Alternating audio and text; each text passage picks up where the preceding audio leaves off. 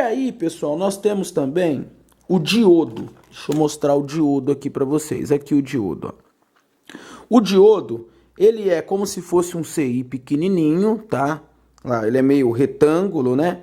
E ele tem as duas orelhinhas, eu costumo chamar de duas orelhinhas metálicas aqui, ó, uma de cada lado. O diodo, normalmente, ele sempre vai estar aí próximo, né, ao setor de carregamento do aparelho, principalmente se for um aparelho Samsung. Inclusive, o diodo, ele normalmente, ele costuma ser, né, em bastante ocasiões, bastante situações, ele costuma ser aí um dos problemas que pode ocasionar aí uma falta de alimentação, uma falha de alimentação na placa quando você joga corrente nela, né? Principalmente celulares Samsung, né? Em muitas ocasiões, o que atrapalha aí o funcionamento da placa é o diodo, porque ele está sempre ali, ó, onde sempre vai passar por ele a corrente que vai alimentar a placa. E se ele tiver com problema, né, obviamente a placa não vai ser alimentada corretamente. O diodo, galera, a gente mede ele direto. Por quê? Porque esse teste que nós estamos usando aqui, essa escala de continuidade, na verdade é o teste do diodo que a gente usa. Então o diodo, se você tacar, ele vai ter o diodo, é interessante dizer que ele tem a polaridade negativa e a positiva, tá? Ele tem os dois lados corretamente. Então, o lado que você tirar, você tem que colocar do mesmo jeito, tá? Que é o catodo e o anodo. Esses lados, esses polos, eles não podem ser invertidos. Então, como que a gente faz para testar o diodo? A gente vai colocar os dois terminais, tá vendo? Olha lá, ó, ele apresentou uma corrente alta. Olha lá, ele apresentou uma resistência alta. Quer dizer que esse diodo aqui, ele está funcionando corretamente. Ok? Olha lá, vou tocar os dois lados dele. Ele não pode dar o bip de continuidade. Se ele der o bip de continuidade, é porque ele está com curto, tocando os dois juntos, né? Como que eu posso fazer um outro teste do diodo? Coloco o positivo na placa e testo o lado negativo. E o lado positivo dele. Certo? O único componente que a gente não vai ter como testar, pessoal, e que costuma dar muito problema aí, possível curto na placa, são os CIs, tá? Os CIs, a gente não tem um teste que a gente faz na peça, no componente, para tentar identificar se ele está em curto ou não.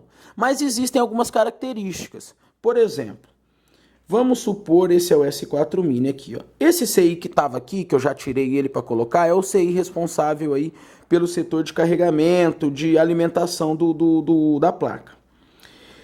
Se você percebe que a placa não liga, né? Você testou lá, a placa não está ligando. Aí você vai começar a fazer os testes e aí você percebe que alguns componentes aqui estão em curto. Você testou o capacitor, ele está em curto. Testou um resistor, ele está em curto. Testou o outro capacitor, ele está em curto. Então, se tem mais de um componente curto naquela região ali, aí depende do manual elétrico, né? Você vai ter que olhar o esquema elétrico. Existe uma grande possibilidade de que esse curto esteja sendo provocado pelo CI daquele setor lógico. Então, você testou mais de um componente. Tem lá 3, 4 componentes próximos e esses componentes estão em curto, provavelmente é o CI. Então você vai ter que retirar ele, fazer uma limpeza, ou então, dependendo da característica, né, aquele CI tem que ser trocado.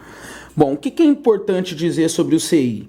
O CI, ele é o termo CI significa circuito integrado, né, e ele é o responsável por enviar o comando para todos os outros componentes, né, que fazem parte daquele setor que o CI é responsável.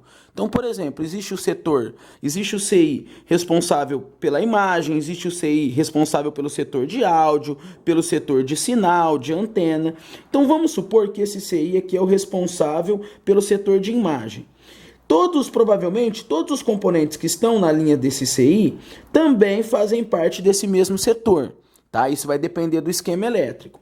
E aí é por isso que a gente fala que quando existe mais de um componente na mesma linha, né, com curto ou em curto, com mau funcionamento, É porque esse curto, né, esse problema tá vindo do controlador, que é o CI, porque é o CI que manda o comando para todos esses componentes aqui funcionarem.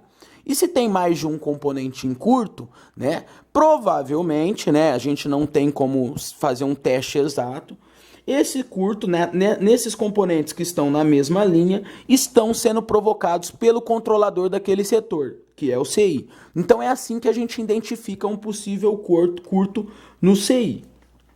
Existe uma outra coisa. O CI, pessoal, como ele é quadrado, ou seja, ele possui os 4 lados com o mesmo diâmetro, com a mesma medida, o CI ele existe um lado correto de ser colocado. Então, se você precisar trocar um CI, né, existem aí alguns macetes que você pode usar para não colocar ele do lado errado, porque senão vai dar curto e pode até queimar a placa. Primeira coisa, o fabricante recomenda que o CI ele deve ser colocado na posição da marca correta. Vou mostrar aqui para vocês, ele tem uma marca, o CI. Não sei se vocês vão conseguir ver, mas esse daqui ele tem uma bolinha aqui embaixo. Ele tem uma bolinha nesse lado aqui, ó, do lado inferior esquerdo.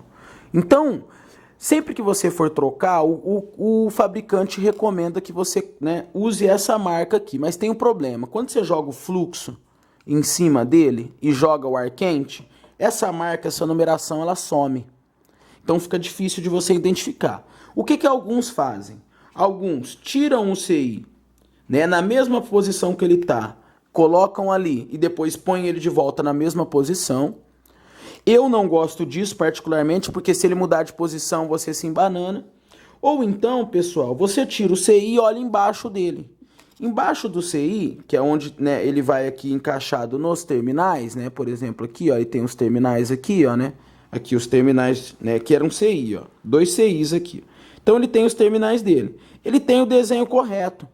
Esse desenho, normalmente, ele nunca vai ser igual. Então você não se confunde. Ou seja, na hora de tirar o CI, tira o CI, olha embaixo dele, você vai ver o desenho do CI e aí você coloca de acordo com o terminal aqui, com o desenho do terminal. É alguns macetes que você tem aí para poder testar o CI ou para colocar ele na posição correta. O que é importante dizer aí desse tutorial? Primeiro, capacitores e bobinas. Fora da placa, eles não têm polaridade. Então, tanto faz se você, desde que ele esteja na posição correta, tanto faz se você colocar assim, ou se você inverter, colocar ele do outro lado, a bobina e o capacitor não vai ter problema. O diodo e o CI, eles já existem a polaridade correta do componente. Então, se você tirar ele, você tem que colocar na posição correta, no lado correto, porque senão ele não funciona, ok? Tanto o diodo quanto o CI, ele deve ser sempre colocado na posição correta, ok, galerinha? Lembrando que, né, o componente, o capacitor, a bobina, existem outros tipos, outros modelos, e esse pode variar, né? Existem aí alguns manuais na internet que mostram os principais tipos de capacitor, de bobina, de CI. É legal você dar uma olhada, né? Para confirmar antes da troca, sempre vai no manual elétrico. Nós não podemos deixar de olhar o manual elétrico antes de fazer um reparo na placa, porque é só assim que a gente vai conseguir ter a certeza, a exatidão de que aquele componente está correto, que o teste que a gente fez é aquele teste mesmo, ok? E sempre lembrar de colocar na posição correta, ok, pessoal? Tô já montando aí, viabilizando um próximo tutorial para a gente fazer o teste de placa, para procurar um curto, tá? E eu agradeço a atenção de vocês e até o nosso próximo encontro. Valeu!